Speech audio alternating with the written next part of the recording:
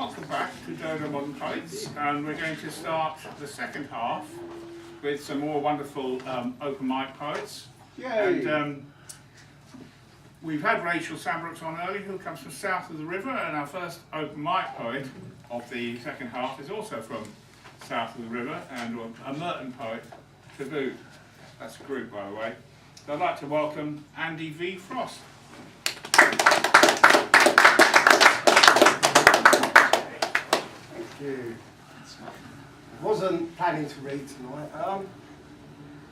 Been a funny winter. My motorcycle has got old and well, I went to go up to Edinburgh and tour Scotland a few years ago, and I'm driving down the alley and the part broke. And this is broken rear brake piston bracket. The title kind of says that. Bike stood down. Biker on the downer.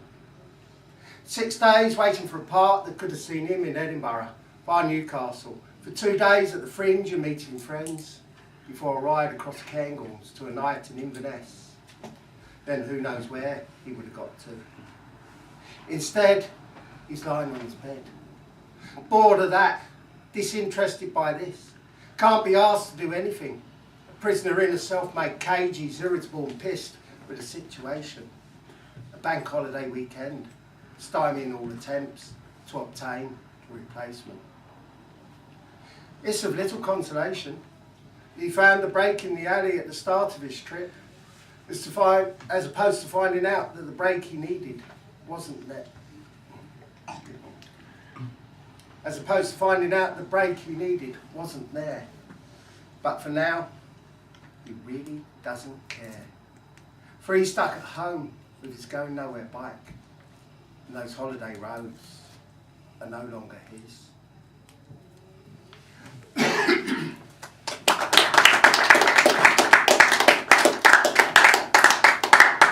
Who knows what the future holds for the bike and me?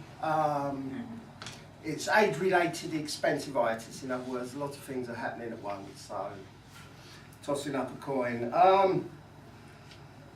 But I did repair it that time. I might repair it this time. Next year you'll be happy to know I did make it up to Scotland, and this is Ramble. I was in Scotland last week.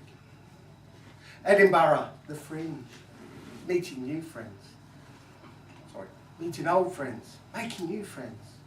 Good vibes, good shows, good whiskey, good cigar shops, bright lights. Touring Sutherland and Caithness swallowed.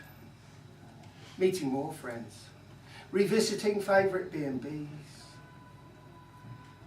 Good roads, good food, great sights, great white roads, fast adventures. Not so bright lights. After all this time and several trips north, I've only just noticed that the Shetlands are a further 150 miles away from the mainland. And that lad on his fast bike who followed me south from Glencoe thinking I knew where I was going had just made that trip to see his girlfriend to the south of Glasgow. Didn't know he was parked beneath Britain's first hydroelectric power station at the north end of Loch Lomond, for the sat-nav just shows the road. Odd, showed in London riding ways, and they're even fully loaded. Midway bikes have a meaty bit of poke once the rider is sure the bike following isn't the police. We rode down to Glasgow. Crossed the Clyde via the Erskine Bridge, waved salutes to each other and parted. Him for Paisley and love, me for home, and with England an hour or so away, it seems like a good place to end this ramble. Thank you.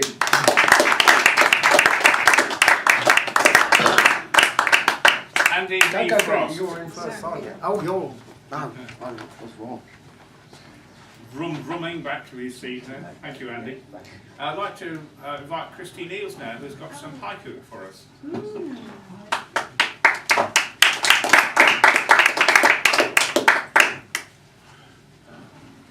So haikus, you know, are, if we're very pure about it, capturing a moment of thought. And this is glamming up the London Underground. And I'll say each poem twice because, as you know with haiku, you actually create half the poem. I only do half of it, you do the other. Okay, so warm wind, deep underground, strangers on the platform. Warm wind, deep underground, strangers on the platform. And another thing, if you can have lots of different ways of interpreting the poem, that's great, but as we know, writing poetry, you can't set out to do that, it just happens. And these two poems, you can have two simple, if you're feeling happy it goes that way, or you can do it the depressed way. So here's two poems. So first one, my heart inside your chest, cracks in the ice. My heart inside your chest, cracks in the ice. And the second one, treehouse window, mum's crying in the garden. Treehouse window, mum's crying in the garden. And then the last one will tell you how old I am. Dalek in the window, my childhood up close. Dalek in the window, my childhood up close. Thank you.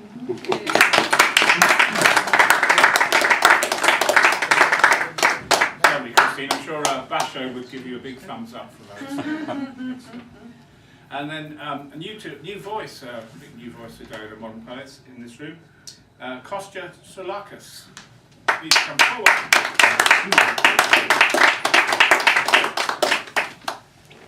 Hello. Hello. It's nice to be back at the pub reading, as opposed to a nice basement that we refurbished.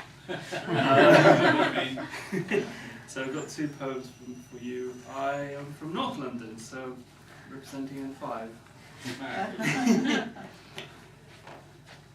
Strange pilgrims. They prayed for incorruptible bodies, the voices in their heads to stop their sermons.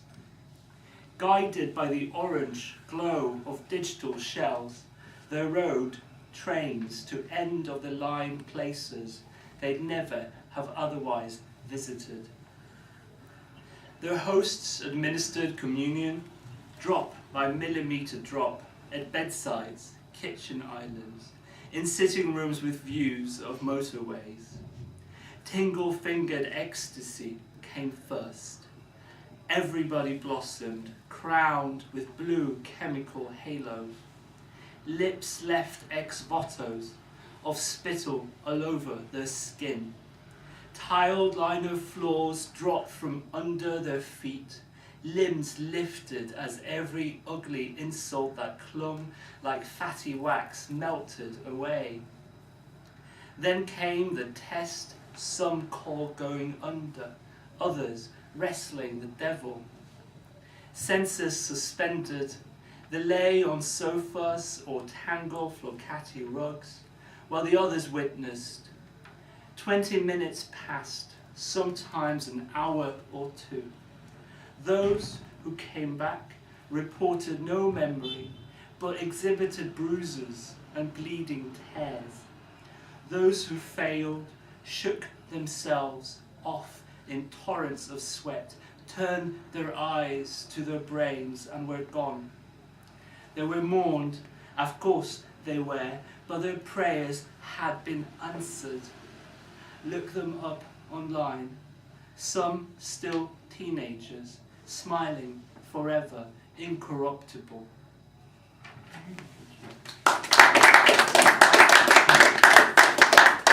And this one is a short one for somebody who passed away quite recently. So. Patrick. It surprised me, your body responding to mine like birdsong. 7 years ago, it was summer and you were alive. Who am I to grieve you? Who are you for me to grieve? I only knew your first name. The last time I saw you, Your drunk tongue, a flint blade, skinned me. Pink strips on the sticky pub floor. Thank you very much.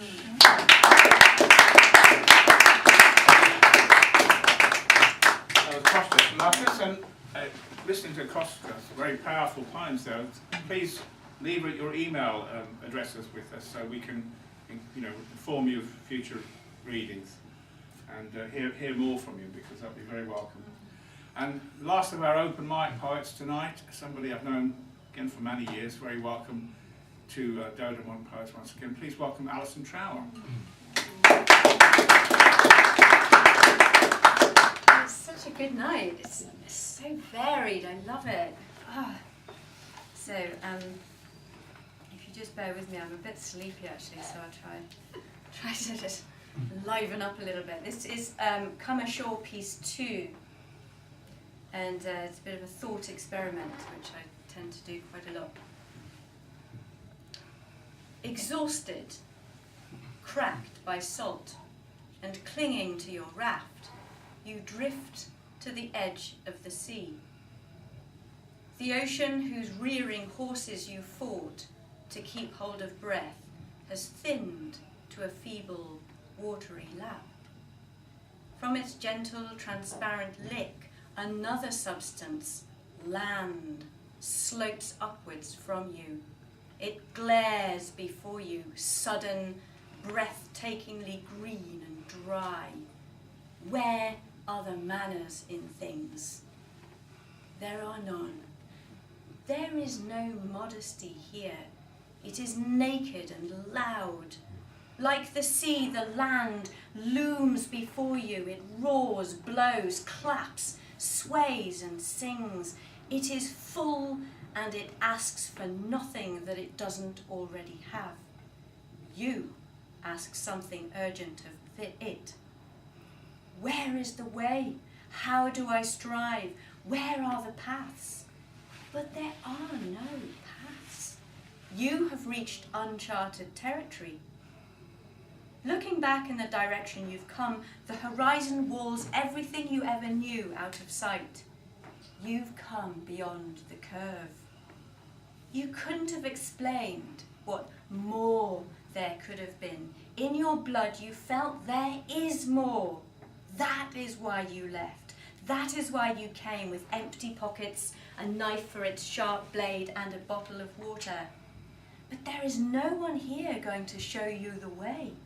There are no foundations, no chimneys, no highways, no wisdoms that have been gathered and will be given again. You start afresh. Even if it is choosing a patch of stony ground under a leaf, you already long for some place to become familiar, to return to from out there. Because there is always an out there, and here is your out there. Your instinct is to find a new place to call home. Perhaps by getting through one night, you already start a new map. Your map. I must stand up in the great noise, you think. You stand up and start, still dripping wet, towards the jungle. As you walk, you carry only what you learned in your life before and what you can discover now. Will what you learned and what you can discover be the same?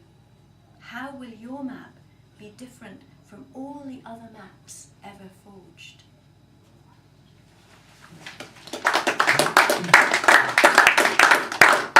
And this one is Brave Are We, which we are, and I'll tell you why. Delicate wings can carry me far. I am strong in my fragility, powerful in sensitivity. Look how the air sustains bodies, yet my hand goes through it as if through nothing. Gossamer tenderness can heal the ravages of this world. It can warm like the sun and soften edges with a whisper. I do not underestimate gentleness nor precariousness.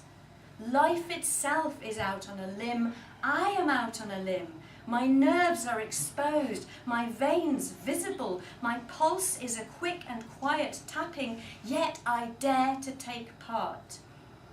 In all my vulnerability, I dare to fly. I have scars, my wings have ragged ends. Brave are we who are born at all.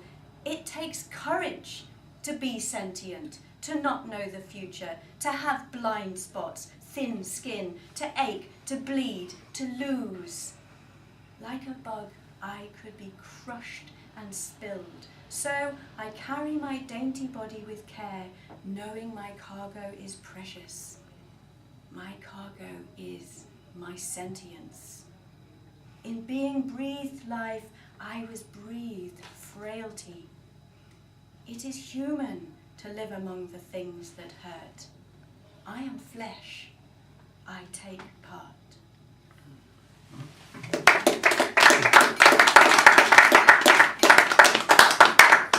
Thank you very much, Alison, Trower, and all the open mic readers so far tonight. I'd like now to welcome back